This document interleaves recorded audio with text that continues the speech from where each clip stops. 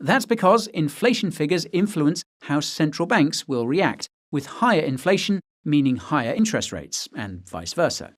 Investors price this information in immediately. That's why the higher-than-expected US CPI for December caused interest rates to spike last week. They also caused the US dollar to spike, because higher interest rates result in a stronger dollar. Less than 24 hours later, however, interest rates and the US dollar experienced a sharp decline.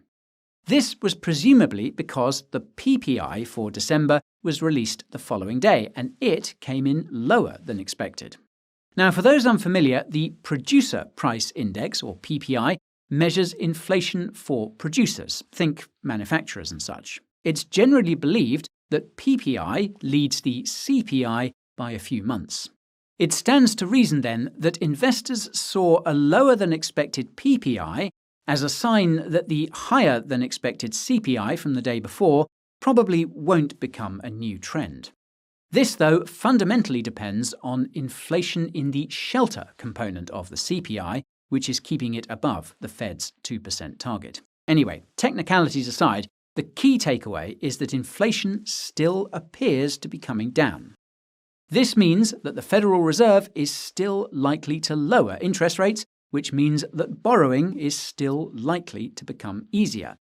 And as borrowing picks up, we'll start to see the economy and the stock market start to grow. Again, this is all being priced in by investors already, which is why these inflation prints are so pivotal.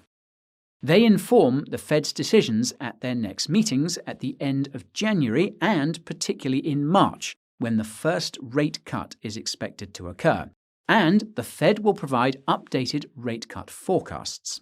So long as the CPI and PPI continue to come in lower, the markets should continue to rally, particularly small-cap stocks and altcoins. However, if we start to see significant weakness in employment-related data, this could signal an upcoming recession, which could have a drag on risk assets.